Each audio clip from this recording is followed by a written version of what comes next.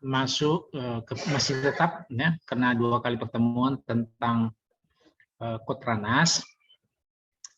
Bapak mau share ini terkait dengan paparan ya Menteri dari Kemenkes tentang perkembangan obat tradisional Indonesia.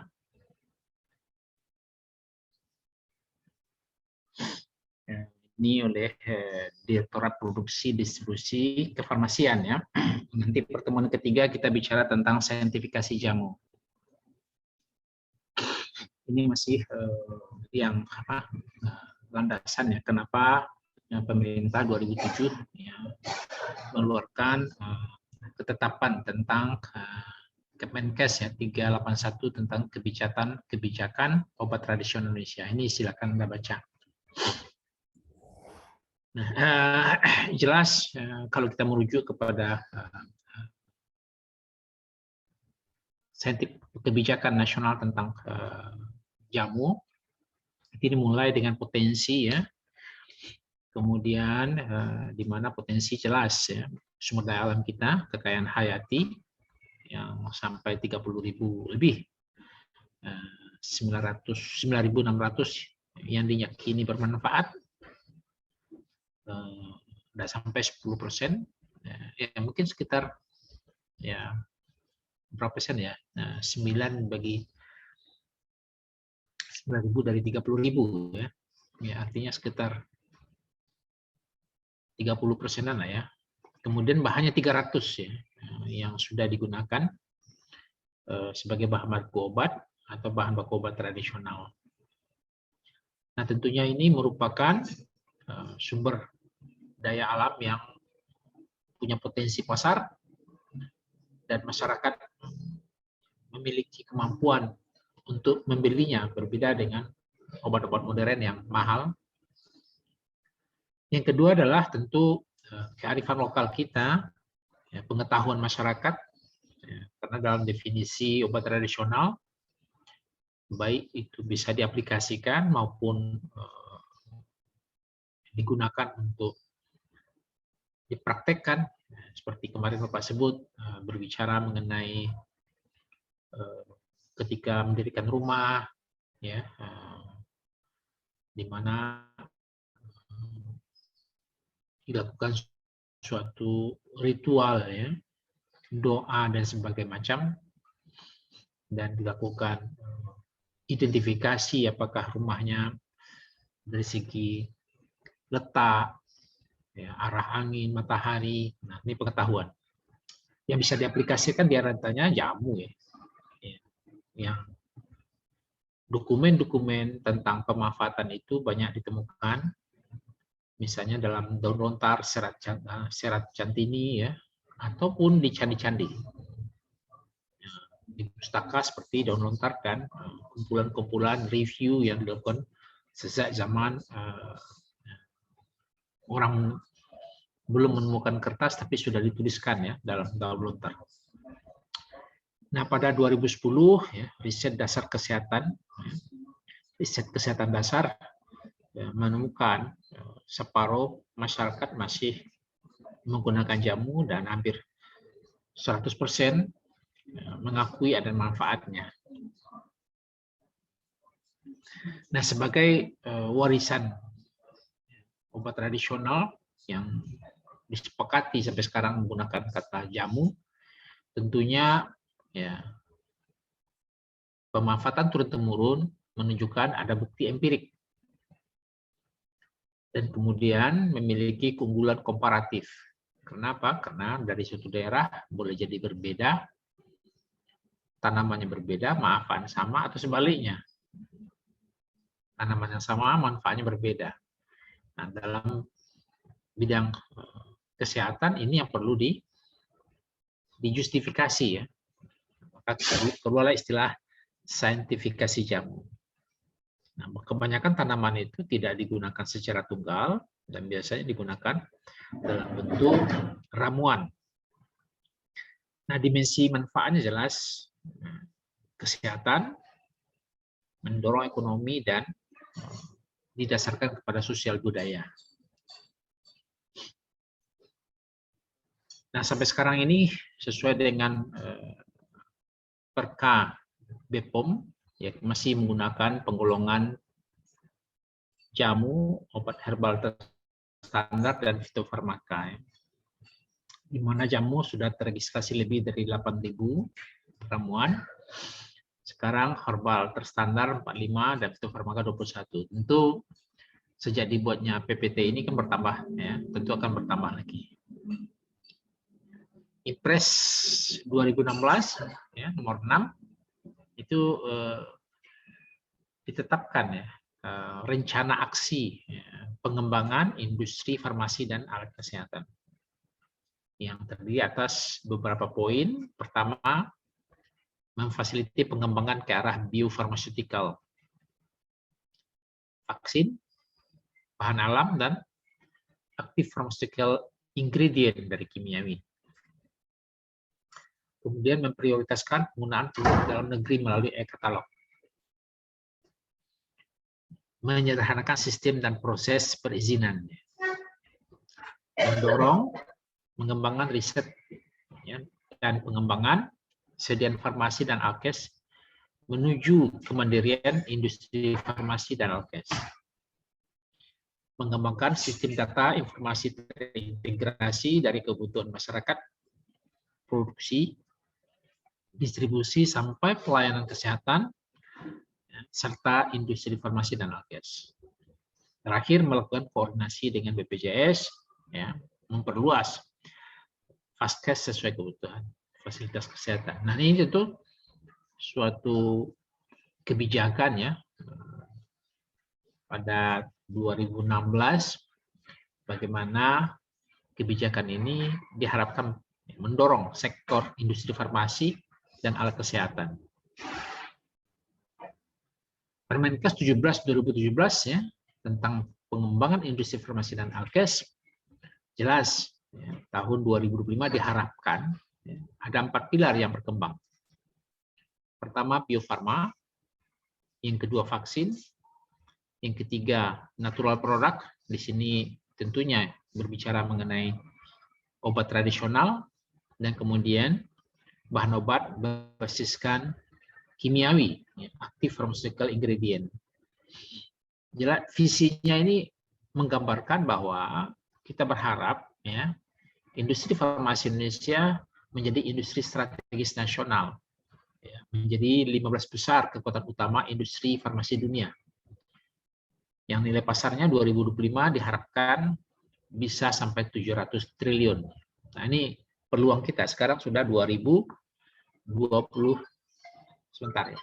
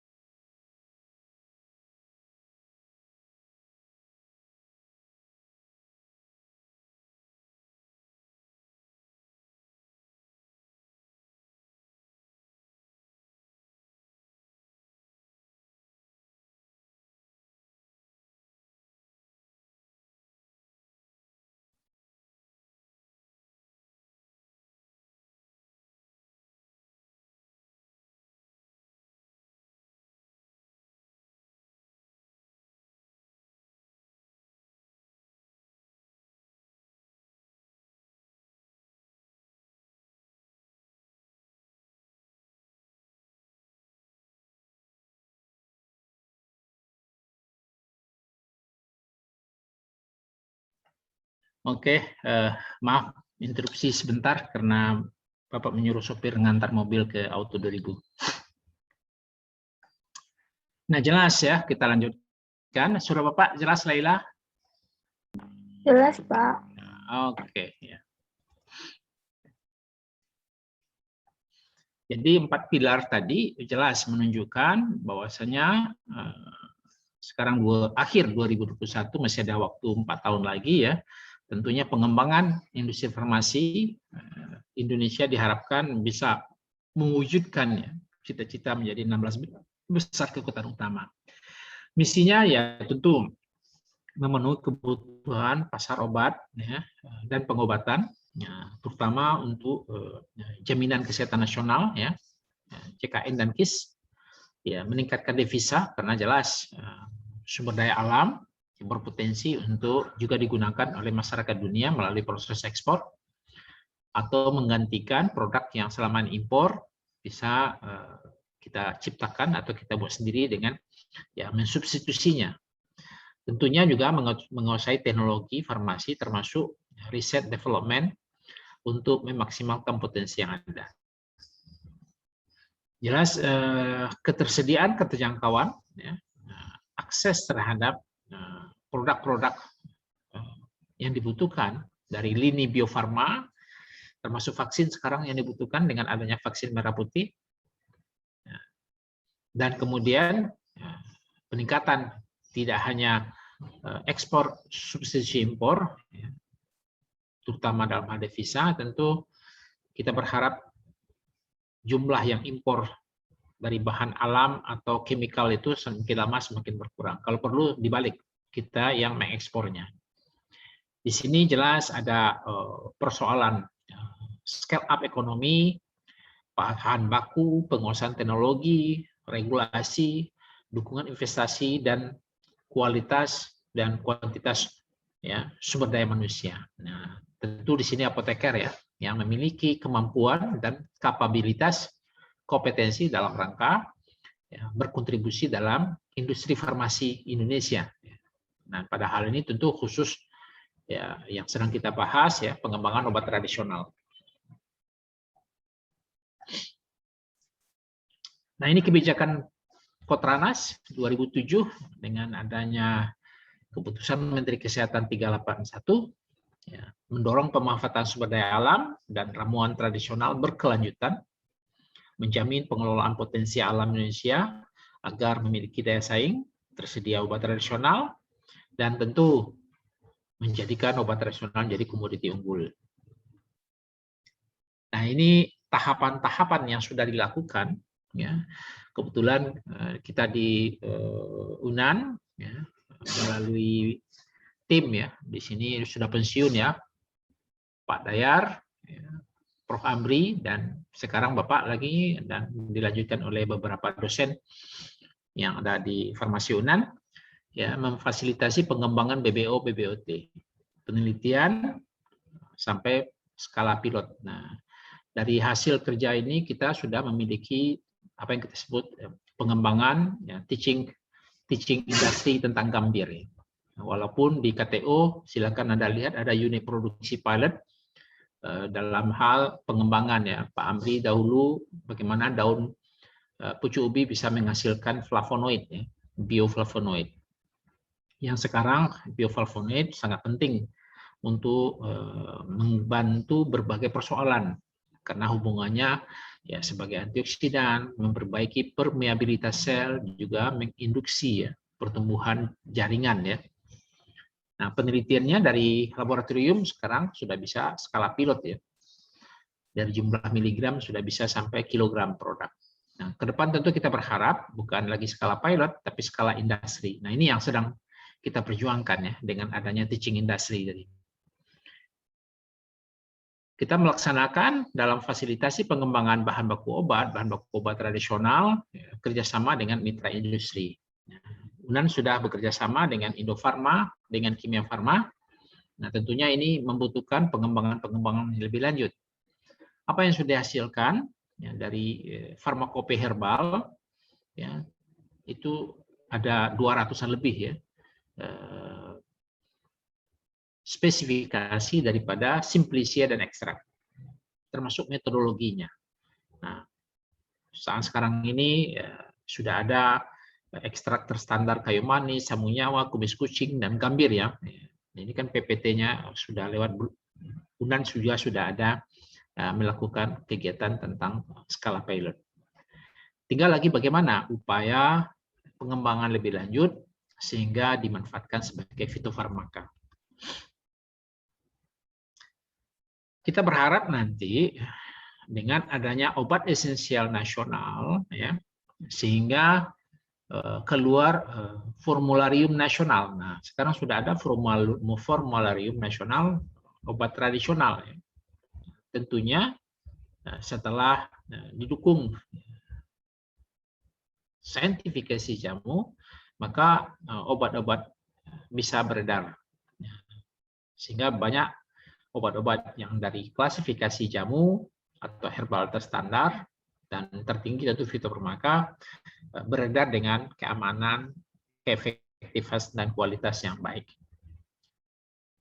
Nah, dengan data dukung meta-analisis termasuk systematic review, ya, hasil kajian-kajian termasuk uji klinik, tentu kita mengharapkan data-data dukung ini menyebabkan evidence base ya, daripada obat-obat tradisional yang hasil riset ya, Ristoja 1 dan 2 sudah mengumpulkan puluhan ribu ramuan. Dan ini sedang diteliti satu persatu oleh berbagai pihak untuk menguji keamanan, efektivitas, sertifikasi, dan kualitasnya. Supaya apa? Supaya bisa masuk ke dalam daftar obat esensial nasional dari sisi obat-obat tradisional. Tentu ya kita berharap fitofarmaka merupakan obat terpilih yang dibutuhkan ya, dan harus bisa diakses dalam pelayanan Vaskes ya, dan juga mengisi pelaksanaan JKN. Nah, formula atau obat-obat yang akan dimasukkan ke dalam DOEN tadi tentu bisa diusulkan oleh pihak rumah sakit, organisasi profesi, tenaga dinas kesehatan, atau lembaga pemerintahan. Nah, beberapa indikator untuk bisa dijadikan kandidat ya obat-obat pilihan harus dipenuhi persyaratannya. Ya, bukti tentang khasiat, keamanan, sesuai dengan bukti ilmiah terkini dan sahih. Rasio antara manfaat dan risiko, ya, benefit risk ratio, tentu diharapkan menguntungkan pasien. Telah memiliki izin edar dan indikasi yang disetujui Badan POM, dan memiliki hubungan ya, manfaat dan risiko terhadap biaya yang tertinggi. Jadi manfaatnya lebih besar ya, dibandingkan biaya. Dan tentu khusus ya, kriteria pemilihan obat. Masuk DOEN ini tidak termasuk kepada suplemen makanan ya, obat tradisional. Jadi jamu maksudnya. Tetapi kalau dia sudah berbentuk fitofarmaka, tentu sudah berbeda ya. Nah, Permenkes 28/2014 jelas disebutkan penggunaan obat di luar formularium nasional. Nah, penggunaan obat di luar formularium nasional ini digunakan adanya kalau ada indikasi medis, kemudian adanya standar pelayanan kedokteran yang biayanya sudah termasuk dalam kapitasi, dan kemudian jelas ya tidak boleh dibebankan ke peserta. Jadi artinya obat-obat tradisional sudah diakui dan ya, dimasukkan ke dalam daftar untuk bisa ditanggung oleh asuransi kesehatan kita. Nah, penggunaan obat di luar formularium nasional hanya dimungkinkan apabila mendapat rekomendasi Ketua Komite Farmasi dan Terapi, dan tentunya juga persetujuan Komite Medik atau kepala direktur rumah sakit yang biayanya sudah masuk dalam tarif inasibis ya, dan juga tidak boleh dimintakan kepada peserta. Nah, disinilah beratnya kenapa belum banyak obat-obat fitofarmaka yang bisa ditanggung oleh asuransi kesehatan kita. Jelas Permenkes 21/2016 menyebutkan ya, penggunaan dana kapitasi JKN dalam pelayanan kesehatan, dukungan biaya operasional pada VKTP pemilik pemerintah daerah, pasal 5 ayat 6 disebutkan, dalam hal obat bahan medis habis pakai yang dibutuhkan tidak tercantum dalam Fornas, ya, sebagaimana ayat 5, dapat menggunakan obat lain. Nah, di sini termasuk obat tradisional, obat herbal, terstandar, dan fitofarmaka secara terbatas. Nah, ini kendala. Jadi sampai sekarang ketetapan tentang penggunaan obat tradisional, malahan sampai fitofarmaka pun sesuai dengan Permenkes 21 dibolehkan, ya, tetapi ya belum lagi masuk ya, karena dianggap sebagai pilihan. Nah, pada Permenkes 66/2017 dalam konteks penyediaan obat bahan medis habis pakai untuk tingkat kabupaten kota, ada persyaratan teknis ya, pemilihan jenis obat dan vaksin mengacu kepada DOEN dan Fornas. Nah, obat ya, bahan medis habis pakai yang dibutuhkan tidak tercantum dalam acuan di atas, dapat digunakan obat dan BMHP lain.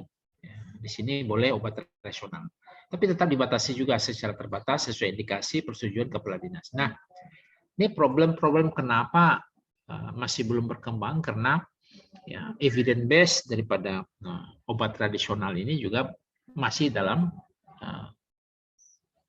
kajian di praktek ya, atau di Vaskes. Nah, kita lihat ada kekuatan dan kelemahan ya. Pertama jelas ya, sumber daya melimpah, tapi bahan baku masih ada yang belum sesuai dengan standar mutu dan tidak kontinu ketersediaan. Artinya apa? Bahan bakunya belum diproduksi berdasarkan good agriculture practice, ya, karena berasal dari kebun-kebun masyarakat atau dari halam liar atau hutan-hutan yang proses pertumbuhan, budidaya, dan pasca panennya tidak seragam. Nah, tentunya ini menyulitkan untuk proses standarisasi. Yang kedua adalah belum bertransformasi untuk dapat nilai tambah. Contohnya kita ambil misalnya gambir, nilainya masih 30.000, tetapi sekarang sudah mulai bergerak, ketika menjadi katekin nilainya sudah di atas 1 juta. Dari sisi JKN sendiri, ya, permintaan terhadap obat tradisional cenderung mengalami penurunan. Ini disebabkan oleh apa? Karena banyak sekali bukti-bukti ilmiah yang diganggu oleh promosi-promosi. Ya, ini bisa untuk penyembuhan, ya, keluhan A, B, C, D. Padahal menurut scientific evidence, ya, penggunaan obat itu harusnya tidak boleh satu obat untuk berbagai keperluan. Ya, mulai daripada penyakit kulit sampai kanker, obatnya ramuannya sama. Kemudian persoalan pasar, ya. Ya, walaupun hasil riset kesehatan dasar 50% menggunakan jamu, 96% ada manfaat, ya. Beberapa obat kita sudah diekspor ke negeri, kemudian ada trend back to nature. Jadi ada kekuatan pengembangan yang menggembirakan, tetapi ada juga persoalan-persoalan yang perlu harus diselesaikan dalam rangka pengembangan obat tradisional ini. Apa yang sedang dipikirkan atau sedang diambil kebijakan dalam pengembangan? Tentu jalan strateginya. Yang pertama, peningkatan ketersediaan bahan baku tradisional yang terstandar. Artinya dari mulai good agriculture practice, good collection practice, pasca panen yang baik, itu istilah sekarang traceability ya. Tahu dari mana sumbernya, kapan ditanamnya, di mana daerahnya, bagaimana prosesnya, sehingga kata kunci obat tradisional terstandar itu terjamin ya, identitasnya. Kemudian membangun networking. Yang ketiga tentu ya, kapasitas penelitian dan teknologi inovasinya perlu ditingkatkan.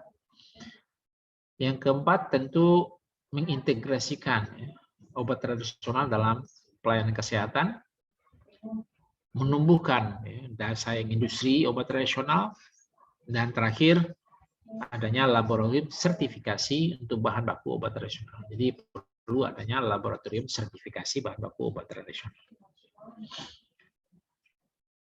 Nah, Kemenkes telah melakukan beberapa program dalam memfasilitasi pengembangan obat tradisional, bahan baku obat tradisional. Nah, yang sudah berjalan adanya P4TO, kebetulan Sumatera Barat, Solok Selatan, kita fasilitasi. Pusat ekstraksi daerah sudah ada 3, tapi masih dihentikan karena perkembangannya tidak menggembirakan. Tidak menggembirakan dalam arti sisi adalah banyak faktor, ya, termasuk budidaya belum dipenuhi, sehingga kebutuhan bahan baku untuk pusat ekstrak daerah ini seringkali tidak terpenuhi. Kemudian penelitian universitas dengan industri yang sudah berjalan dan tetap berjalan. Nah, dalam hal pembinaan industri tentu harus ada penanggung jawab teknis. Ya. Pembinaan pelaku usaha tentu ada industri dan usaha obat tradisional yang sudah ada aturannya sekarang dengan adanya kelompok ya, obat tradisional, UMOD, UKOD, IOT. Nah, terakhir tentu perlu penetapan standar mutu. Ini sudah jalan ya. Di antaranya adanya farmakope herbal di Indonesia, walaupun hanya 200-an baru dari sekian ribuan tanaman yang bisa kita manfaatkan. Kemudian bagaimana menjadikan bahan baku obat tradisional dari tumbuhan asli Indonesia ya, nah, diciptakan. Ada gerakan jamu ya, Bude Jamu ya, bugar dengan jamu. Ini sudah berlangsung ya, jelas menggerakkan elemen masyarakat, menjadikan jamu pilihan pertama ya untuk sehat, dan tentu misinya melestarikan budaya minum jamu. Sekarang sudah Anda lihat kalau Anda ke hotel selalu disuguhkan segelas kecil berbagai minuman yang berbasis rempah ya, jahe, kencur dan lain-lain. Menjamin jamu aman, bermutu, bermanfaat, dan tentu koordinasi lintas sektor ya. Nah, ini gerakan nasional tentang ya, bugar dengan jamu tentu diharapkan sebagai pilihan pertama, di mana harus mengutamakan bukan ya kuratif ya, tentu lebih promotif dan preventif. Yang kedua, pemberdayaan masyarakat. Maka Indonesia sehat ya, tanpa melalui proses sakit itu kan bisa terwujud. Nah, bagaimana kita ya terutama mahasiswa farmasi ikut serta dalam ya gerakan ya bugar dengan jamu ya, misalnya dalam masa pandemi ini dengan meningkatkan sistem imun, melakukan aksi-aksi nyata di tengah masyarakat ya, melalui himpunan mahasiswa secara kolektif dengan ISMA Farsi misalnya, pemanfaatan tanaman lokal untuk ya tanaman toga untuk bagaimana kita bisa ya, promotif dan preventif. Nah, ini menjadi salah satu hal yang sangat penting ya untuk dalam menggerakkan kesehatan masyarakat Indonesia. Apalagi Sumatera Barat sekarang ini sedang ya Bapak Gubernurnya mendorong ya pemanfaatan sumber daya alam ya untuk bisa munculnya entrepreneur muda dalam rangka meningkatkan tidak hanya kesehatan masyarakat seutuhnya, tetapi juga kesehatan ya ekonominya sekalian. Ini gerakan sejak 2015 ya, bugar ya, dengan jamu ya, Bude Jamu. Nah, ini kegiatan-kegiatan yang telah dilakukan yang sehat, ya, minum jamu supaya tetap sehat. Nah, inilah berbagai dasar ya, kenapa Kotranas sedang bergerak. Ada yang sudah dikerjakan, tetapi tetap upaya berkelanjutan.